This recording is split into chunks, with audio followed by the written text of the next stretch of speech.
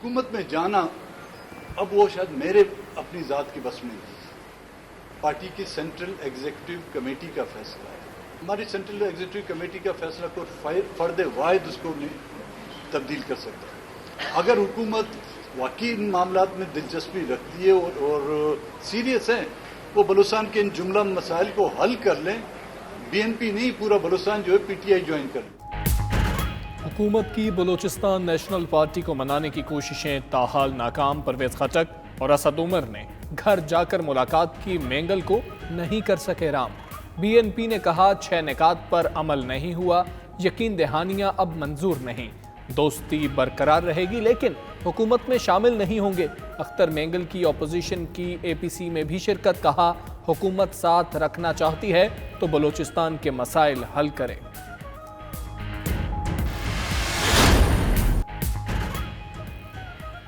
BNP के तहफ़्फ़ुज़ात जल्द दूर किए जाएंगे। परवेज खटक कहते हैं सरदार साहब के साथ मजीद नशिस्तें होंगी। अख्तर मेंगल ने कहा तहफ़्फ़ुज़ात हुकूमत के सामने रख दिए, वो पार्टी के फैसले की खिलाफ वर्जी नहीं कर सकते। वज़ीर आज़म ने अब तक बराह रास्त राब्ता नहीं किया। असद उमर बोले पाकिस्तान के हर हिस्से को तरक्की और हुकूक ना मिले तो मुल्क तरक्की नहीं कर सकेगा।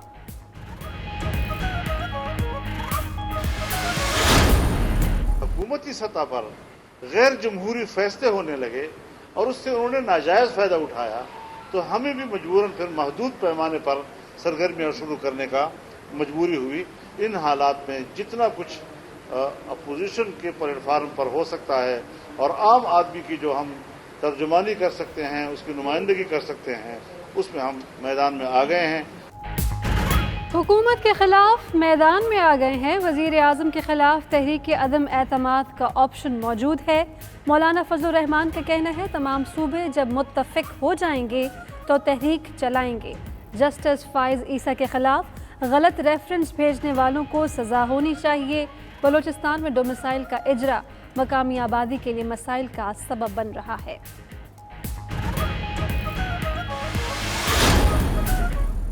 जो उनके इत्तेहादी हैं, अगर वो समझते हैं कि ये गलत है, अगर वो अपना धरती के साथ गद्दारी नहीं करना चाहते हैं तो उनको जल्द से जल्द इस हुकूमत से अलहदगी का ऐलान करना चाहिए। ये गिरती हुई दीवार है, इंशाअल्लाह ताला ये जल्द गिर जाए।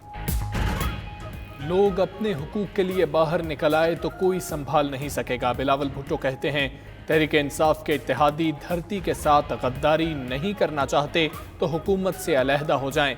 गिरती हुई दीवार जल्द गिर जाएगी। NFC की तश्कील गैर आईनी है। वफाक को सिंध के 3 हस्पताल छीनने नहीं देंगे। जस्टिस फ़ाइज़ ईसा की वज़रा से मुतल्लिक तफसीलात और जजेस की तहकीकात के लिए JIT बनाई जाए। बिलावल भुट्टो ने हमेशा की तरह सिंध पर सियासत की। उन्होंने खुद कुछ करना है, न किसी को करने देना है। मुराद सईद का कहना है बिलावल का हल्का आज भी पसमानदा है, वो राशन के पैसे भी हड़प कर गए। उधर शहबाज गिल कहते हैं मुस्तरद शुदा टोला सियासत में जिंदा रहने के लिए रोज नया शोशा छोड़ देता है। अवाम फजलुर रहमान को बाहर निकाल कर हकीकी पार्लियामेंट तश्कील कर चुके।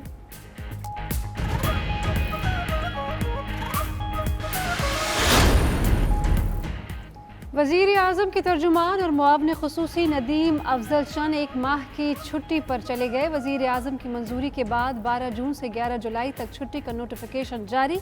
नदीम अफजल चंद ने 92 न्यूज़ से गुफ्तगू में कहा उनके इस्तीफे की खबरें बेबुनियाद हैं। हुकूमत को शुगर इंक्वायरी रिपोर्ट की रोशनी में कार्रवाई जारी रखने की इजाज़त। शुगर मिल्स की दरख्वास्त पर हुक्म इम्तना ख़त्म। इस्लामाबाद हाई कोर्ट ने मुख्तसर फैसला सुना दिया। मुआविन ख़ुसूसी शहजाद अकबर को दिए गए इख्तियारात पर सवाल भी उठा दिया। फैसले में कहा शहजाद अकबर को रिपोर्ट पर अमल दरामद के लिए दिए गए इख्तियारात सुप्रीम कोर्ट के फैसले से मुताबिकत नहीं रखते। मामला नैब को भेजते वक्त अदालत के अहकामात को मद्देनज़र रखा जाए।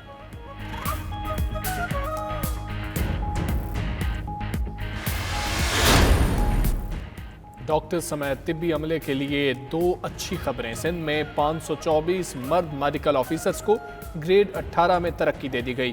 पंजाब हुकूमत ने भर्ती तिब्बी अमले के लिए खजाने का मुंह खोल दिया। डॉक्टर्स, नर्सेज اور پیرامیڈیکل سٹاف کی تنخواہیں 51,000 سے 1,85,000 تک مقرر کر دیں۔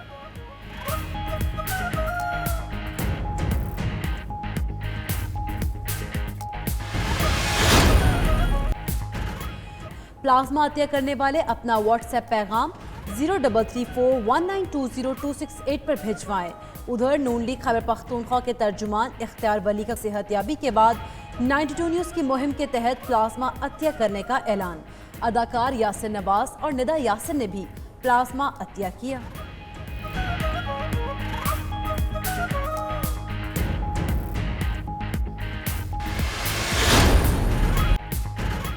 سورج کا روشن چہرہ آج گہنائے گا، گرہن دنیا بھر میں نظر آئے گا۔ پاکستان میں سورج گرہن صبح 9:48 پر شروع اور 1:32 پر ختم ہوگا۔ 11:40 پر گرہن عروج پر ہوگا۔ طبی ماہرین کا کہنا ہے گرہن کو براہ راست دیکھنا بینائی کے لیے خطرناک ہو سکتا ہے، چشمہ یا دوربین کا استعمال کیا جائے۔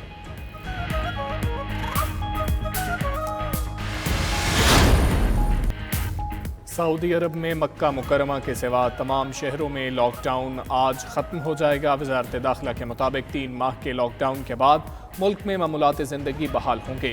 ہوٹل، سرکاری دفاتر اور دیگر جگہوں پر عائد پابندیاں ختم کر دی جائیں گی۔ کھیلوں اور سیاحت کے شعبے بھی کل کھل جائیں گے۔ بین الاقوامی پروازوں اور باربر شاپس پر پابندی برقرار رہے گی۔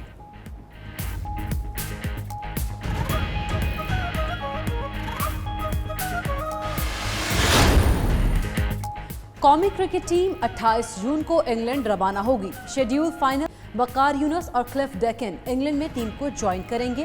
شعیب ملک اہلیہ کے ساتھ قیام کے بعد 24 جولائی کو ٹیم کو جوائن کریں گے۔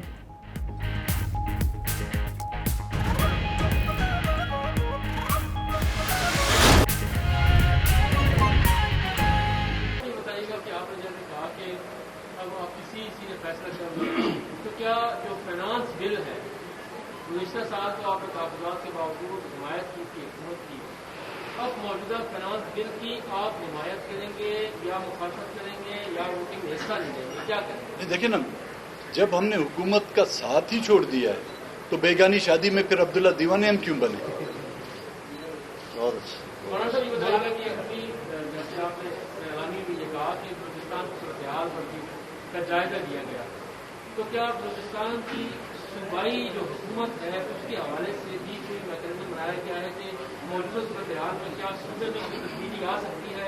اس معاملے پہ کیا آپ کی کسی جماعتوں نے غور کیا یا نہیں؟ ہم تو پی ٹی آئی اور باپ پارٹی جو ہے اس کو جڑواں بہنیں سمجھتے ہیں، تو ان کے ساتھ تو پھر کوئی ظاہر جی کے نہیں ہو سکتا نا۔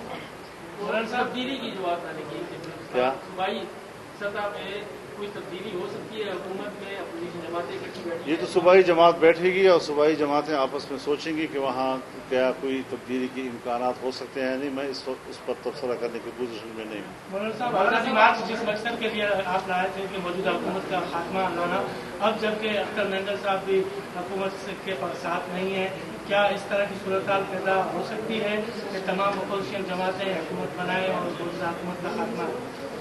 دیکھیے فی الحال تو بنیادی بات یہ ہے کہ ہماری تحریک کے دوران ہی کرونا کا مسئلہ آیا، اور آپ نے دیکھا کہ جو ہی ملک میں کرونا وبا ڈکلیئر کر دیا گیا ریاستی سطح پہ، تو ہم نے کہا جی کہ ہمارے جھگڑے سیاسی تھے اور تصادم سیاسی تھا، یہ مسئلہ انسانی ہے اور یہ طبی مسئلہ ہے، اس پہ ہمارا رضاکار، ہمارا کارکن ہر سطح پر انتظامیہ کے ساتھ تعاون کرنے کے لیے تیار رہے گا۔ تمام چیزوں سے ہم سیاسی سرگرمیاں معطل کر دیں، مدارس ہم نے بند کر دیے، امتحانات ہم نے روک دیے، مساجد کے حوالے سے مشترکہ حکمت عملی اور سی او پیز طے ہو گئی اور ہم اس پر مکمل اب تک بھی پابندی کر رہے ہیں۔ تو یہ چیزیں ہوتی ہیں جس کی وجہ سے ملک کے سیاسی نظام میں تعطل آیا، لیکن اس تعطل کی آڑ میں جب حکومتی سطح پر غیر جمہوری فیصلے ہونے لگے اور اس سے انہوں نے ناجائز فائدہ اٹھایا تو ہمیں بھی مجبوراً پھر محدود پیمانے پر سرگرمیاں شروع کرنے کا مجبوری ہوئی اور ہم نے تمام سیاسی پارٹیوں کے ساتھ رابطوں کا عمل شروع کیا ہے.